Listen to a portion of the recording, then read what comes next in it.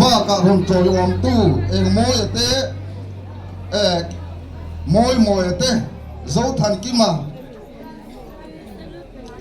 kima te zai om lai chun te zo rem siami te a zo rem siami ron kalen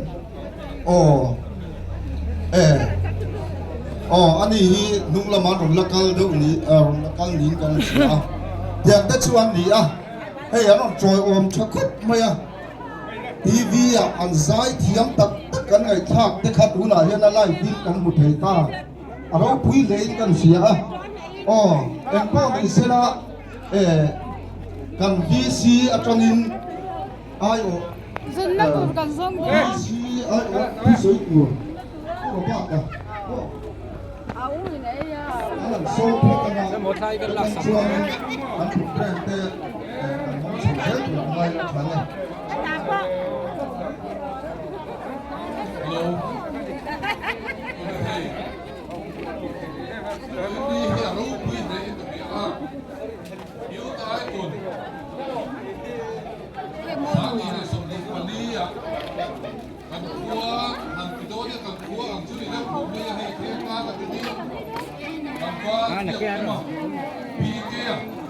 Xin hồn sáng đặc mấy sẽ khăn nó nào không và thùng nặng tiền hồn đã rộng trắng thầy mỹ trắng lộn em à vẫn lộn xìa em tiên ơi thằng phát bí kia hẳn tinh xe thế thì lại các khô bị quỳ hậu tên cụ tì hẳn bên phóc đèo vô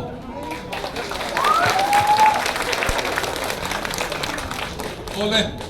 cầm phát bí kia hi cầm chuông à mi xìa lệ đúng trắng em kia mà ô đến chú bị ruột chuan cái ní qua hi chuan ai còn là cái thằng đó ta ila final round grand finale à khan bạc hạt na kan da đó nè đi khác anh soi này mà sẵn quá chuan cái hút lấy tàu man hun po đi lâu in kan bia à khi làm thấy mà hi anim kan qua hi